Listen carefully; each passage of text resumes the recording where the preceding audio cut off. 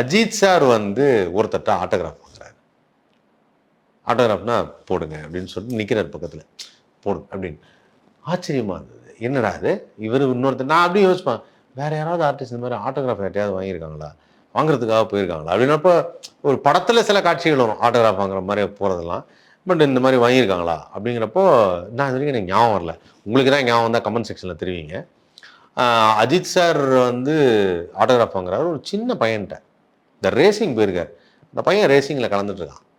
அவன் வந்து நல்லா பர்ஃபார்ம் பண்ணிடலான்னு சொல்லிட்டு அவன்கிட்ட வந்து ஒரு கேப் ஒன்று கொடுத்து, அந்த கேப்பில் வந்து கையெழுத்து போட்டு அப்படின்னு சொல்லிட்டு he gets the autograph of that கை. அது ரொம்ப நல்லா இருந்தது பார்க்குறதுக்கு.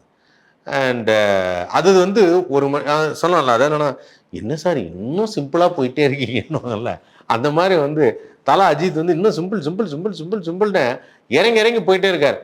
ஆனால் தலை இறங்கியெல்லாம் போகிறீங்க, ஓகே, ரேஸ் எல்லாம் போகிறீங்க, ஜாலியாக தான் இருக்கீங்க. இந்த தமிழ் சினிமா கொஞ்சம் வரீங்களா? இங்கே கொஞ்சம் கொஞ்சம் எங்களுக்கு கொஞ்சம் எனர்ஜி தேவைப்படுது. அதை பூஸ்ட் பண்ணிங்கன்னா கொஞ்சம் நல்லாயிருக்கும். குட் பேட் அக்லிக்கு அப்புறம் உங்கள் படங்கள் என்னங்கிறத யோசிக்கிறோம். அப்டேட் கூட கொடுக்க மாட்டேங்கிறீங்க, என்ன படம்னு சொல்ல மாட்டேங்கிறீங்க, டைட்டில் சொல்ல மாட்டேங்கிறீங்க. ஆனால் ஆதிக் ரவிச்சந்திரன் சொல்கிறாப்புல அடுத்த படம்னு டைட்டில் வீட்டில் சொல்லி ஒரு மாதிரி ஒரு பூஸ்ட் பண்ணால், அப்போ நம்ம தலை ரசிகர்களுக்கும் மற்றவங்களுக்கும் ஒரு பெரிய ஒரு அப்டேட் ஒன்று இருக்கும்ல. டக்குன்னு எங்கள் தலை அடுத்த படம் என்ன தெரியும்ல அப்படின்னு சொல்கிறதுக்கு ஒரு அப்டேட் இருக்கும்ல. அதுக்காக சொல்கிறேன். அதனால் கொஞ்சம் அஜித் சார் வந்து இந்த பக்கம் வந்தீங்கன்னா கொஞ்சம் நல்லாயிருக்கும்.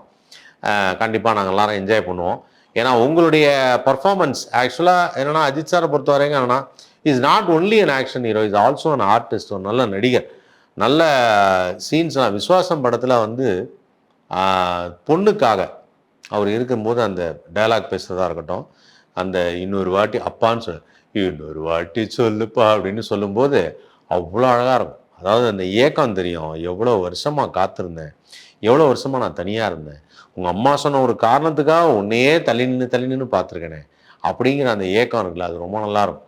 ஆக்சுவலாக அந்த பொண்ணை எந்த அளவுக்கு அவன் ஜெயிக்க வைக்கணும்னு நினைக்கிறாங்கிறதுல அந்த வில்லனே மனசு மாறிடுவார் அப்படிங்கிறது தான் அந்த படம். அது ரொம்ப நல்லா பண்ணியிருப்பார். அதே மாதிரி அந்த பொண்ணுக்கிட்ட வந்து சிரிச்சுக்கிட்டே ஃபைட்டு பண்ணும்போது சிரிச்சுக்கிட்டே சொல்லும்போது அடேங்கப்பா அப்படின்னுவார், அந்த மார்க் வாங்கின இதெல்லாம் சொல்லும்போது. ஸோ அந்த மாதிரி ஒரு நல்ல ஆர்டிஸ்ட்டும் கூட, ரொம்ப அற்புதமான ஒரு ஆர்டிஸ்ட்டு. ஸோ அவர் வந்து நிறைய படங்கள் பண்ணணும், வரணும். தலை அஜித் வந்தால் நல்லாயிருக்கும். இப்போ எங்கே இருக்காரோ, எந்த ஊரில் எப்படி வண்டி ஓட்டிகிட்டு இருக்காரோ